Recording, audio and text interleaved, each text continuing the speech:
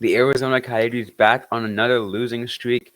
They head back on over to the East, where they face against the Nashville Predators. We're going to talk about that game, unravel it, see what we think they're going to do on today's episode of the Locked On Coyotes podcast.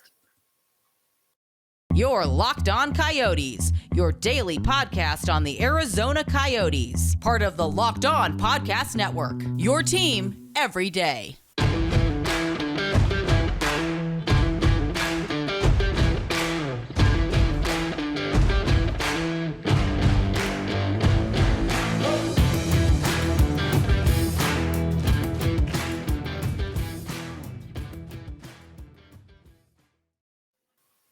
Welcome to the show, everybody. I'm Robin Leonio. That's Carl Pavlik right beside me on today's episode of the Locked On Coyotes podcast. I want to thank everyone for making this show your first listen every day. We are free and available on all platforms, including on YouTube. We got a great show for you guys today. I want to thank everyone also for, for being a good part. For Carl for holding down the fort as much as he could while I was out dealing with the Rona. Was not fun, but I'm back, now ready to, get back for this Thanksgiving week. Yeah. Sorry I wasn't able to do a recap episode for the Golden Knights game, everybody. The game was over, and I was both tired and frustrated by the result, so it was a nice little, let me just go to sleep, and maybe this will get better. And it didn't. We're just going to ignore it and keep moving on. Yeah. We just got to do, have those kind of nights sometimes. You're just like, you know what, it's just too depressing. Yeah, I mean, especially with the Coyotes, we knew that we're going to have them a lot this season, so that should not be surprising to anyone. When they were winning, I was always kind of sure to bring up the fact that they are going to be losing a lot eventually, and we're kind of in that case. The Coyotes are stuck in a losing zone, but they're getting some reinforcements today, so hopefully it'll be able to turn the tide. They are getting some reinforcements today as they set to face the Nashville Predators. Jakob Chychrun and Nick Schmaltz ready to make their returns. We talked about this last week, but now we are officially here.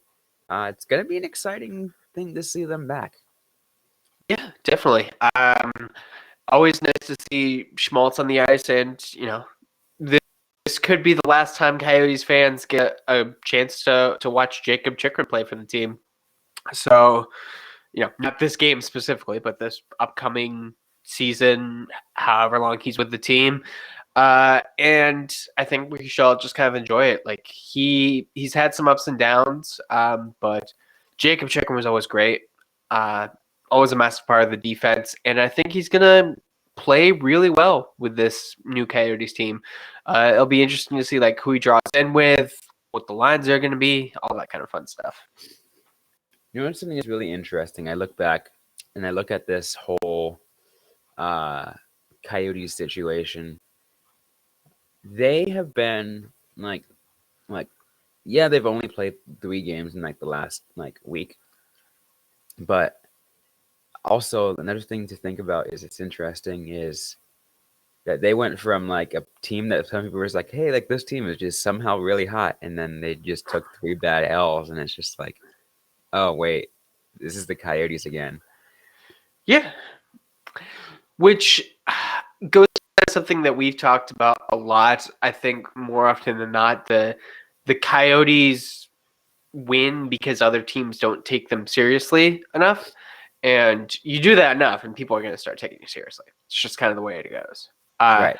Kind of like how if you have a rookie, first couple games, no one knows what you can do. By the end, you got a bunch of tape on the kid, and you're just like, all right, this is what they're going to do in this situation. This is what you want to keep them doing.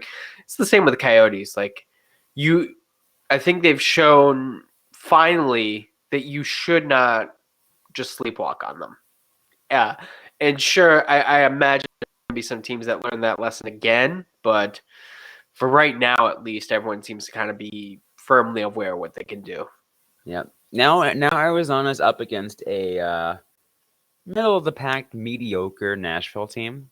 I'd say they're like right Sure. now, fifth place in the Central Division. The Coyotes are in eighth.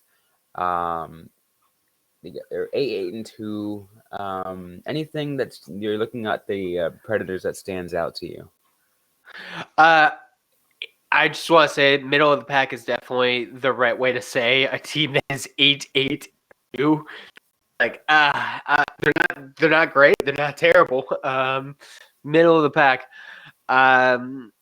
Looking at their history, they had a 3-game win streak against the Calgary Flames, Vancouver Canucks, and the Seattle Kraken. That's to me says that this is not a team you could sleepwalk on.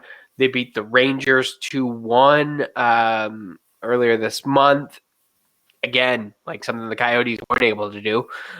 They just took the Tampa Bay Lightning to overtime. So this is definitely a team where they're good. I think they may be even slightly better than their record, but it's also not a top tier team. Let's be fair. No, it's not. Not a top tier team. Like this isn't a team that's gonna go out and the the Colorado Avalanche in like a 7-game series in like you in like 4 games. Like Yeah, but they may be a team that sneaks into the into a wild card spot. That yeah, seems very absolutely. likely. No, that seems like a fair assessment for this Predators team, which is interesting because like last year they barely eked in, right? Yeah. They barely eked in. And also, they were good and then they faltered because they didn't have Saros, and then they had to rely on Connor Ingram.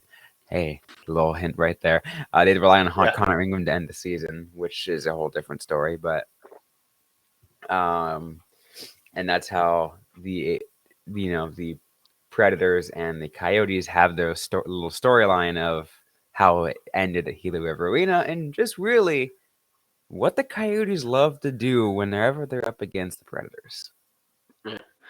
I forgot that Connor Ingram was with the Predators, actually, and just like the frustration with a lot of Predators fans that the Coyotes were able to claim him. I wonder how they feel about that now, considering like he hasn't necessarily been the best, but still serviceable in the position, I guess. I mean, let's also be fair, but defense isn't doing its job. This is true. This is also very true. I do not think the team necessarily plays well in front of Connor Ingram. They have for a couple games, but oftentimes you're just like, what are you doing? Stop it. Right. I wonder who gets the start today. Yeah, they obviously won't know until we get more practice information and morning skate information. But it will be interesting. Do they just start a person who is familiar against the team, or do they start, the de facto starter or the starter in Vejmelka? Like, Yeah. I mean, it's not like the road trip's going to get any easier. After this, they're facing off against the Carolina Hurricanes, second team in the Metro.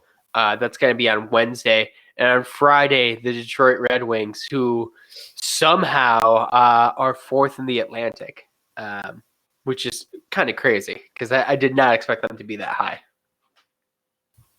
yeah, no, that is really weird to see something like that. Like, that makes it really even more of a decision of how they are going to plan their goalie rotation, because you don't want to put too much work onto Vejmelka because we know what that does to him. Mm-hmm. Yep. Luckily, though, they've had plenty of time off, like 3 days since they played the Golden Knights. So anyone who they start should be well rested. Let's say that. Absolutely. In just a little bit, we are going to go ahead and take a look at some of the keys to this game and, any other things that we might look at of, maybe what are ways the Coyotes can try to win this game. All of that and more on this episode of the Locked On Coyotes podcast. I do want to let everyone know that today's episode, though, is brought to you by SimpliSafe. If you have thought about securing your home with home security and putting it off, you want to listen up. Right now, Locked On Coyotes listeners can order the #1 rated SimpliSafe home security system for 50% off. This is the biggest off of the year. You're not going to want to miss it. Here's why I love it. SimpliSafe was named the best home security system by U.S. News and World Report. And in an emergency, 24/7 professional monitoring agents use Fast Protect technology exclusively from SimpliSafe to capture critical evidence and verify if a threat is real, so you can get priority police response.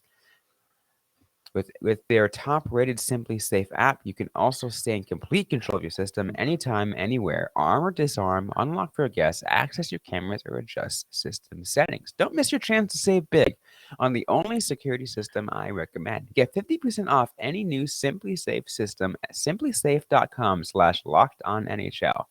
This is their biggest discount of the year, so do not wait. That's simplisafe.com/lockedonnhl.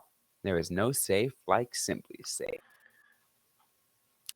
Let's now move on to talk about, what expectations for this game, Arizona Coyotes versus Nashville Predators.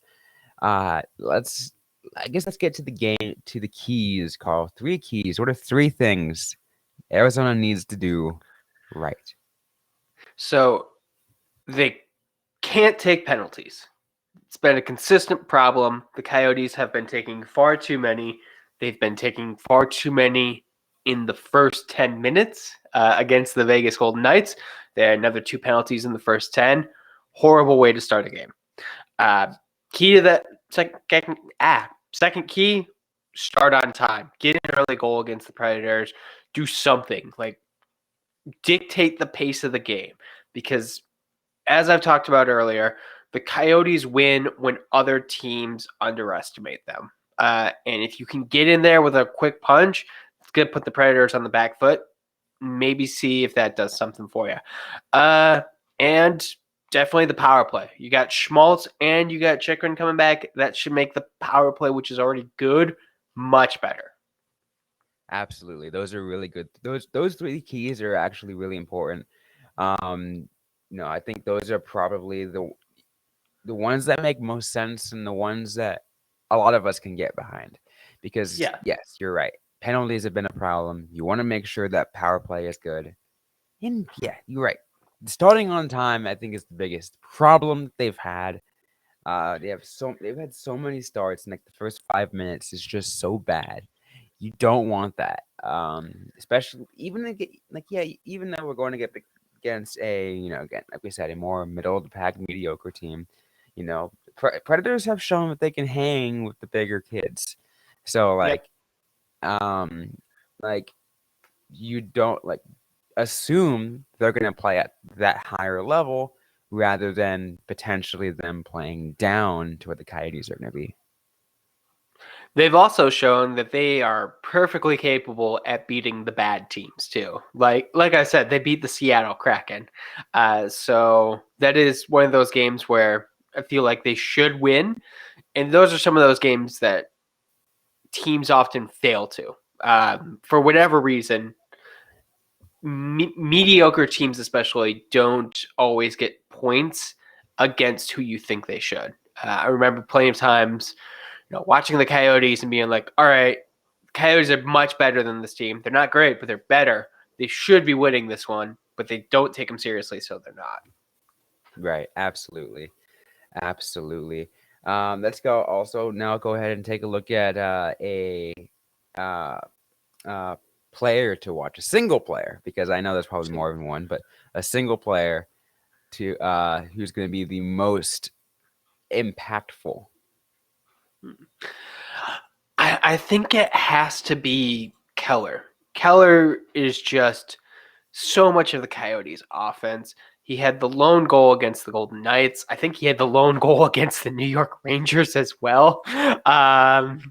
He has just been scoring as much as he can. He currently comes into today's game riding a 6-game point streak where he has 4 goals, 4 assists in 6 games. That is impressive. Oh, it is 100% impressive. Clayton Keller, his point streak, his everything, he's looked great. He has looked phenomenal, and he is the backbone of this team right now. Which makes sense, right? I mean, like we talked about this multiple times. Yeah. And he's potentially going to be playing with Nick Schmaltz again. Like I said earlier, we don't know the lines, but Keller and Schmaltz always seem to bring out the best in each other. So, at least on the power play, that could be what Keller needs to take that next step. Because I do think that there is a next step for Clayton Keller. Yeah, no, there definitely is. You try to see. I'm curious to see how they manage those lines with Schmaltz and with Schmaltz back. Obviously, yes, too, with Chychrun back, how they're going to manage the pairings, but how they're going to manage the lines with Schmaltz back. What kind of jumble is it going to be? You put out the question last week. It's like maybe you test something out and you kind of split because you have Gunther now and Boyd's been doing his thing. Like, you can move things around and it's going to look pretty damn good, I think, either way.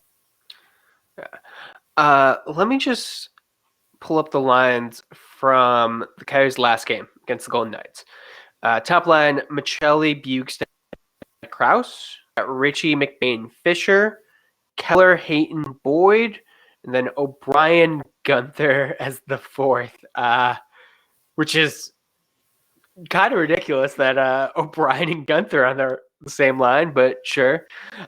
Defensively, Valimaki, Mosier, Nemeth, Stetcher, Gostisbehere, Brown, Mayo as the 7th. Where do you make the changes? That's an interesting one. Where we're going to make those changes.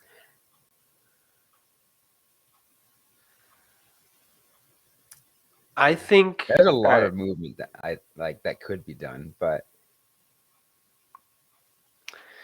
so here's what I do. Take out Nemeth and Mayo. So sub Chychrun in, playing with Stetcher, I guess. Valimaki and Mosier seem to be doing pretty well together. I don't think Chychrun and Gostisbehere would be that great. And then you could also just put, I don't know, do you keep Keller together with Schmaltz and move Hayton down to the 4th line with O'Brien and Gunther? Let's go with that. That seems simplest. Yeah, I think so. What about you? Would you change the lines differently? I think what you said kind of makes a decent amount of sense. I'm trying to think. I think my brain is trying to overthink it too much.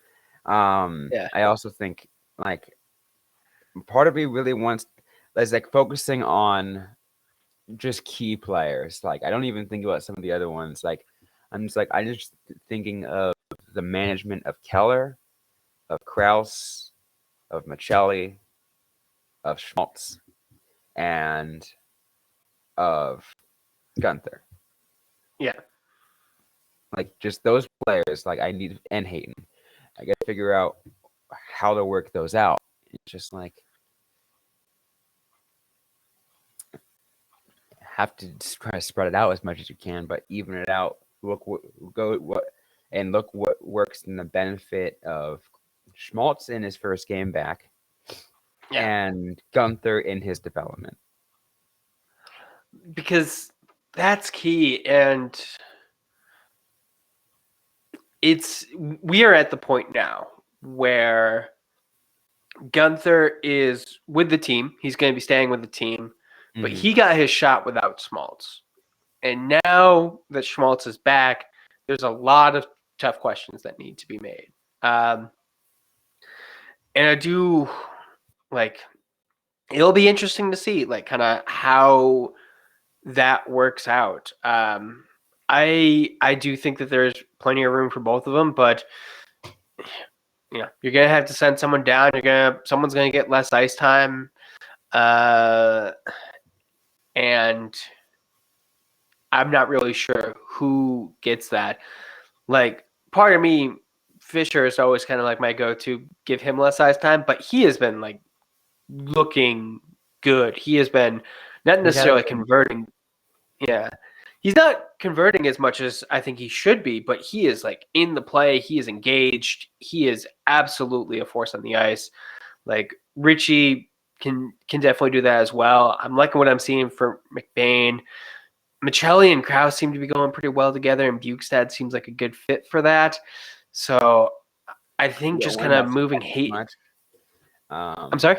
So you don't want to mess with that line too much. Oh, yeah. And I think you get that weird fourth line, so might as well just put Hayton on it. Yeah, I think that I think having Hayton there would work. I don't know how much Hayton would like it, but I think Hayton would like playing with Gunther. True. That's also true. I don't know. Those are a lot of things to think about once again. But luckily, we're not the coaches or the GM. We don't have to make those decisions. We just like having to play some mind games here. Yeah. Get you all woken up. Make sure you can all make some thoughts yourself and let us know what you think the line should look like now with Schmaltz and Chychrun back. It'd be crazy if Bear just decides to go with 7 defensemen again, even with Chychrun back and Schmaltz. Just like, what are you doing, man? It's just like, no, like, better this way. God, if he does that again, I am gonna scream into a void. But we still got more to get to. We're gonna get to some predictions at the BetOnline predictions in just a moment. But first, I'm gonna go ahead and toss to my friend Carl. So today's episode is brought to you by BetOnline. BetOnline.net is your number one source for sports betting info, stats, news, and analysis. It's where you can get the latest odds and trends for every professional and amateur league out there, from football to basketball to soccer and esports. We've got it covered at betonline.net. And if you love sports podcasts, which you're listening to one, so obviously you do, you can find those at BetOnline as well. It's the fastest and easiest way to get your betting information. Head over to the website today or use your mobile device to learn more. BetOnline, where the game starts. So now let's go ahead and go on over to our BetOnline picks of the game. Our odds, we do not have a spread available at the time of this recording, but the money line is plus 199 and minus 223 in favor of the Nashville Predators. So Coyotes are underdogs. Makes sense. 4 points is set at 6 flat. 6 flat. Let's be real. The Coyotes have not been scoring much. They have 1 goal in their last 2 games. And then before that, like the last time they won, it was a 2-goal game. So not exactly expiring a lot of confidence on that end. I'm going to go 4-1 Predators. I think the losing streak continues. You say 4-1 Predators losing streak continues. I am going to go similar in your thoughts here. Predators are going to win this game. I'm going to make it I'm going to give the Coyotes a little bit more here. And I'm not going to bet on either the over or the under because I'm going to give it a 4-2 final score. Nashville Predators. That is what the Coyotes lost to the New Jersey Devils 2 Saturdays ago. So, yeah, more continuation of what we've seen. which is fun. At least we're not predicting like a 7-2 blowout like against the Dallas Stars. I think it's fair. Like the Coyotes aren't scoring right now. Getting Schmaltz and Chychrun back is going to help, but I am always wary of putting too many expectations on players their first game back. Normally it takes a little bit of time to kind of find their legs, especially Chychrun, who hasn't played. Especially Chychrun. Yeah. But, I mean, Schmaltz played, one game and then got hurt? So it's not exactly like he has a lot of experience, but he at least got a preseason. Chychrun did not. Chychrun, I do think, has more motivation to play well since he wants to go to a different team. And have a good, and at a good team too. Yeah, which, I mean, honestly, it seems every day like he's bound for the Ottawa Senators. So I feel very bad for him if he wants to go to a good team because they are looking weaker than the sum of their parts. Let's say that. Yeah. And the thing is, we don't know what the Ottawa Senators are willing to give up. Yeah.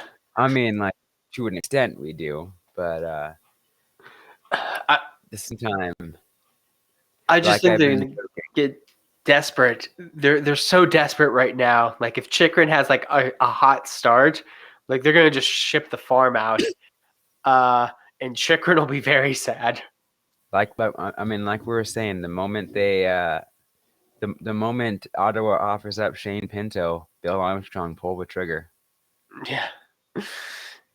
But I do think that there is a chance that they come out strong. I don't have faith in the Coyotes right now winning the game. Once they get another win, when they break the streak, then sure, I will start predicting wins again. I mean, I have to see what they look like on the ice tonight. If it looks any different, right?